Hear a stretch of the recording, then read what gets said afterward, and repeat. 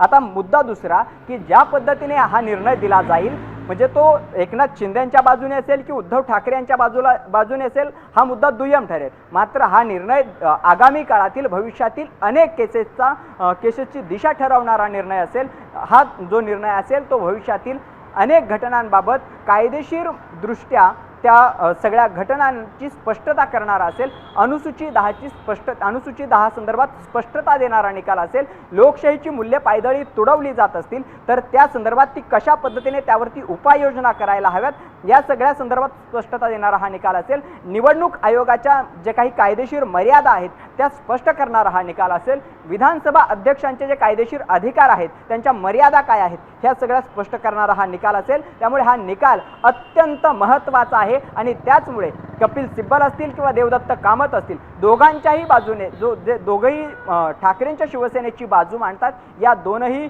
ज्येष्ठ विधिज्ञांकडून हेच मुद्दे उपस्थित केले जात आहेत की काहीही करून लोकशाहीची जी मूल्य आहेत त्याला पायदळी तुडवले जाऊ नये। यासाठी लोकशाही वाचवण्याची जबाबदारी, अंतिम जबाबदारी ही सुप्रीम कोर्टाची आहे आणि त्यामुळे कोर्टानेच आम्हाला न्याय द्यावा अशा पद्धतीची मागणी करत एक नॅरेटिव्ह सेट करण्याचा प्रयत्न या दोन्ही ज्येष्ठ विधिज्ञांकडून सुरू असल्याचं आपल्याला पाहायला मिळतंय आणि त्याच भोवती आता त्यांनी मांडलेल्या मुद्द्यांवरच पुढची सध्याची सुनावणी सुरू असल्याचं एकंदरीत चित्र सुप्रीम कोर्टामध्ये पाहायला मिळतंय।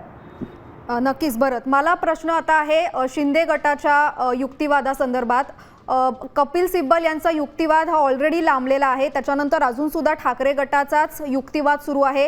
काही दिवसांपूर्वी आपण बघितलं मागच्या आठवड्यामध्ये सुनावणीसाठी शिंदे गटाकडनं वेळ वाढवण्यात त्या मागणी त्याची करण्यात आलेली वेळ वाढवण्याची, तर आज देवदत्त कामत यांचा युक्तिवाद संपून शिंदे गटाचा युक्तिवाद सुरू होऊ शकतो का?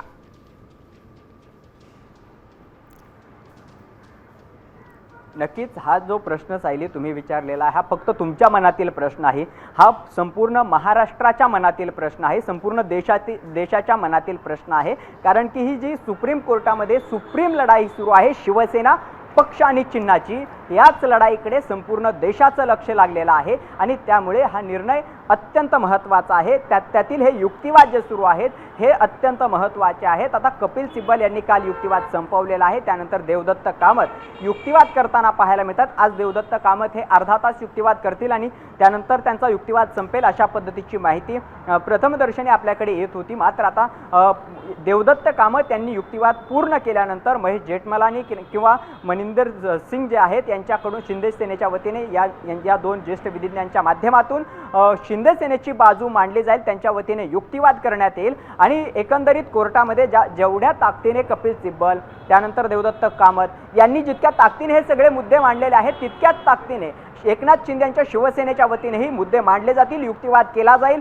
जो युक्तिवाद कपिल सिब्बल आणि देवदत्त कामत यांच्या वतीने करण्यात आलाय त्या प्रत्येकाला तितक्या सडेतोडाचं उत्तर देत त्याला तेवढ्याच ताकदीने प्रतिवाद सुद्धा सुप्रीम कोर्टामध्ये केला जाईल आणि त्याच सगळ्या संदर्भात सुप्रीम कोर्टाकडे संपूर्ण देशाचं लक्ष लागलं असल्याचं आपल्याला पाहायला मिळतंय।